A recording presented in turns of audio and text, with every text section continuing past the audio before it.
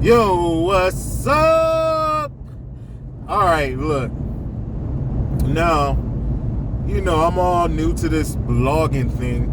So, pretty much, I decided to do a blog on my current experience with Turo. All right. I'm a little pissed off, and that's to say the least. All right, so here's the problem. But before I get into that, make sure you subscribe. Make sure you share. Make sure you like. Do all that because right now my subscriber count is low and I'm trying to get it up. All right, so this is the dealio. All right. Where do I start? So I've been doing Turo for a little over a year. And overall, it's been a pretty good experience. Now, excuse the fact that I'm driving, and normally I won't do this, but I know if I don't do it now, I'm never, ever going to do this. All right, so that's why I'm doing this. But anyway, yeah, I've been doing Turo for over a year now, and it's been a pretty good experience. It's been little small issues, little small hiccups, but for the most part, I haven't had any major complaints until now. And all right, let me tell you what's up. I rented my car to this guy from Tennessee. He said he was coming into LA. For the most part, he was starting a job, and he was going to have my car for a few months. And, for a Turo host, that's like the perfect situation because you don't have to constantly clean your car. You don't have to go and get your car like, every other week or every other couple days, whatever the case may be. So for me, I'm like, hell yeah, cool as hell, So he took my car and we, kept communication, did the maintenance light come on? Did this happen? Is everything okay? Thanks for giving me an update, So I found it a little funny that the third month, this fool didn't even need an oil change. So I'm like, dude, either you just really not driving the car or you ignoring the fact that the damn maintenance light came on, right? So I text him, hit him up, or message him, I should say, hit him up, was like, hey, fool, do you need the oil change? All right. He said, no. Check the oil. Everything seems to be fine. All right. So I'm like, okay. I didn't think you had to check the oil, but that's cool. Fine and dandy. We'll just let it go. All right. So I want to say fourth month. The fourth month is here, and he's telling me, he's getting ready to go back to Tennessee, but he'll be back. He wants to, when he comes back, he wants to rent the car again. Cool. Again, a pretty good situation. Can't complain about a situation like that, right? Wrong. Wrong is all freaking hell. All right, so here we go. So he returned the car on his way going to the airport. Now, first off, let me describe this dude, right? Originally, when I gave him the car, it was redhead dude, ginger. I was like, he seemed to be responsible. He doesn't seem like he's into no mess. Clean cut, with an accent. I was like, all right, we got a Tennessee mofo here. He's going to take good care of my car, right? What I did not know, that this fool, first off, before I get into the rest of that, let me tell you the story on how I got back the car, all right? So got back the car. He was like, can I leave the key in the glove compartment and take off? I was like, no, I want to be there so I can, kind of observe the car, see what's going on, so we can kind of do it together, because you don't want no mess. You don't want any other issues going to pop up. At least we both there to, pretty much verify any damage that may have occurred, right? So, got there, he was like, actually, didn't get there. He kept saying that he was going to be later and later and later. Now, it got to the part where it was getting close to dusk, right? So I'm like, all right, it's getting a little dark. I probably won't be able to see the car all that well, but you know what? It's cool. About 8 o'clock at night, went to go get the car. He was already there waiting, all right? We converse. Oh, you know what? Have safe trips, you know. Yeah, my boy, you know, everything is good. Whatever the case may be, right? So, he took off. He told me where the key was because he still put the key in the glove compartment. Told me where the key was, and I was like, oh, okay. Let me get the key. Let me see what's going on. First thing I noticed as soon as I opened the door was this weird smell. And the smell felt familiar. It felt truly familiar. Now, there's another story about why I know it smelled familiar. All right. So now, I'm like, all right, weird smell, but hopefully that comes out when I clean the car. Then I was like, oh man, this car is filthy. Like, this fool never cleaned the car. So I'm like, all right, no, this fool is tripping because he had free car washes, could have easily cleaned the car, could have easily vacuumed the car because I have a membership for car washes as well as vacuum cleaning on the freaking car. Like, I paid a membership on that car. No excuse at all, right? So, all right, so I'm gonna have to do some really extreme cleaning. Drove the car back to my house because I never have the guests, that's what we call them in Turo, guests, meet me at my home because, you know, I'm from Detroit. I'm a little nervous about things like that. I don't like everybody knowing where I stay at, right? So, drove it back home. All right, didn't think nothing of it. I was like, all right, the next day. Oh, I had to take pictures, of course. I took pictures. And for some reason, my pictures came out horrible. But anyway, drove it back home, parked it, got ready to go to work the next day. Didn't think nothing of it. Came home after work the next day just to check out the car. Man, this meth head, crackhead, drug addict.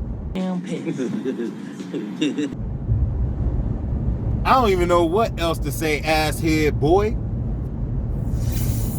No, I'm gonna say fucked up my car, right? Like major, right? So, this is what I see. Let me describe the damage to you. Burn marks in the front driver seat, front passenger seat, door panel, center console, all around the carpet. On the side view mirror, I don't understand how you burn the side view mirror, but he did that shit. Method ass boy. Now, all I can say is, damn. That was the only thing I could say. So I hit him up.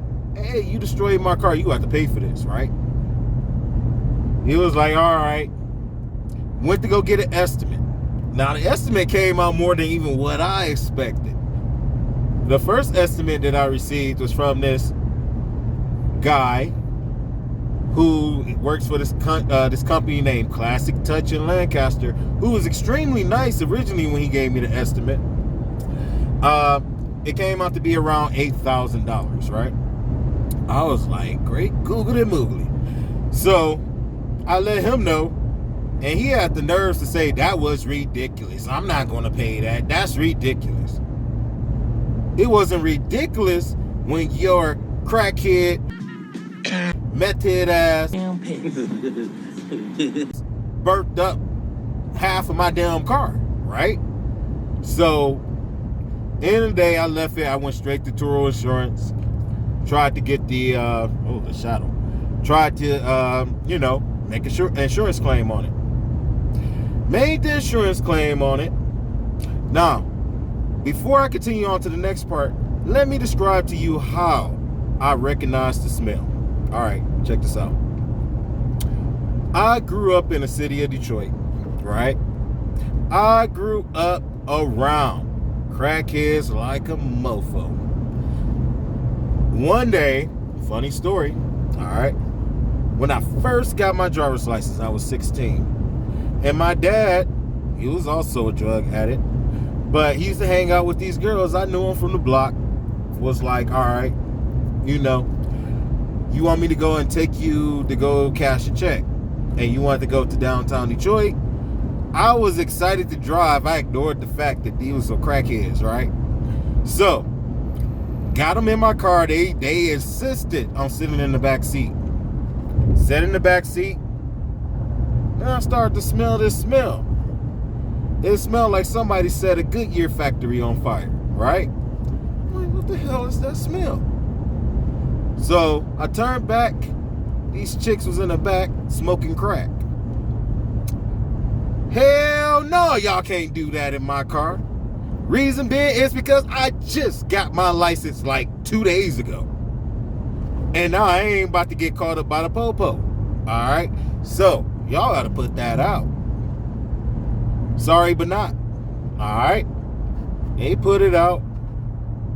We continued our trip. Called it the day. Alright. Cool. So, back to the story that I'm actually telling, the real story. Alright, so now you understand how come I recognize the smell. So now I'm in contact with Turo, right? In contact with Turo. Got the insurance claim going. Sent the pictures. They had the audacity to try to pay me $2,900 for all that damage. Now, what car you think it is? Now, I ain't gonna say it's like an extravagant ass car, but it was brand freaking new when I got it. It was a 2021 Nissan Sentra, right? I don't care what kind of car it is, it ain't yours to fuck up. Simple as that. But with that being said, Turo offered me $2,900. I got in contact with them. They told me, oh, well, what we can do is you can send in this supplement sheet, have the person do it, da-da-da-da. All right? Now, granted, remember I told you the guy that I originally got my estimate from he was pretty cool, but you kind of heard my tone as I was saying it, right? Now, this fool, when I went back, I was like, all right, so in order for me to get the amount needed to completely repair the car, they want you to send him, the estimate. All they want you to do is send in a supplement, right? Oh, I don't do anything like that. I already gave you the estimate. You need to go ahead and turn it in. I'm like, dude, I sent them the estimate. I got that. But they want to hear from the shop. Obviously, they don't trust the people, sending in the estimate. So they actually want to hear from the shop because they can see what exactly is going on. They know the shop owner is real. And they know I'm probably not trying to scam them. That's my assumption behind why they like to take that path, right? The guy argued me down. So I'm like, okay, you know what? At the end of the day, you're trying to make money, right? You are a business. And speaking of which, and I'm still going to leave a bad review because I'm going to tell you what. He said at the end of all the arguing, he decided to do it. All right. 2 days pass. 3 days pass. I'm hitting up Turo. Has he sent anything in? Nothing. Have you contacted him? No, but we will. So Turo said they were going to contact him. Still, a week done passed. Nothing. I ain't heard not one thing, right? So I decided to call again. And they was like, oh, well, we don't call the shop. You need to talk to your claim adjuster.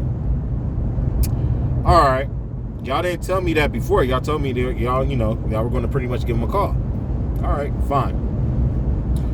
Ended up talking to the claim adjuster. The claim adjuster told me, no, they have to do the supplement online, da-da-da. Woo, woo, woo. All right, fine. I have to go and look for multiple companies. Now, I live in the desert in California, in a city that don't have a lot of these types of businesses. And I can get a lot of body work done, but interior damage, another issue. All right. Finally found, actually, after calling so many places, and one, I don't like to beg nobody to take my money. And that's what eventually I started to do. And I'm like, you know what? I ain't begging you, dude. Why do I have to beg you to take my money? What kind of shit is that? Right? So, I ended up finding Caliber Collision. They did both body work as well as interior work. They were happy to take my, take on the damage. And for the most part, I'm dealing with them till this day. Now, even though they have been great in trying to handle this situation, Turo has made it extremely difficult. They don't want to cover a lot of the damage that was done on the car. They don't want to cover the fact that it is a brand new 2021 Nissan Sentra with no aftermarket parts and no used parts available at the moment. They don't want to understand that, yes, you have to buy the parts brand new. So the parts are expensive. You can't just change the cover on a seat. It needs to be repurchased. It needs the whole seat, not just the cover. So you have to buy the seat again. You have to take it out. The rug needs to come out. The center console needs to come out because the rug needs to come out. You got to take off the door panel. You gotta clean up the burn marks on the paint, so like a repaint, as well as a detail and a polish, a buff, and all this other stuff that they were telling me. So I'm like, okay, I can see that it costs this much, but Turo, they sent me an amount of $6,000 this time, trying to say. And also, I forgot to say this, Caliber ended up coming out with an estimate for $10,000. This is how much that crackhead, meth head, drug addict ass head boy did to my car. That's the type of damage. All right. Now, Turo is trying to avoid paying for the damage that their guests did when they always throw out these rainbows and flowers and we'll take care of you. Any damage that happen, we make sure we cover you. We are very, very, very grateful for our host, so we want to make sure we help you out. All these flowers and rainbows, but when it's really that time, oh, y'all really wanna fucking shit on me. But I'm not gonna let that happen because I am paying a note on the car. You are not gonna leave my car because one of your guests leave my car like a mobile trap house. No, that ain't gonna happen, partner. So we will have to figure this out. You have to pay for this damage. I'm gonna be done with Turo. After this, I ain't never dealing with Turo. And if they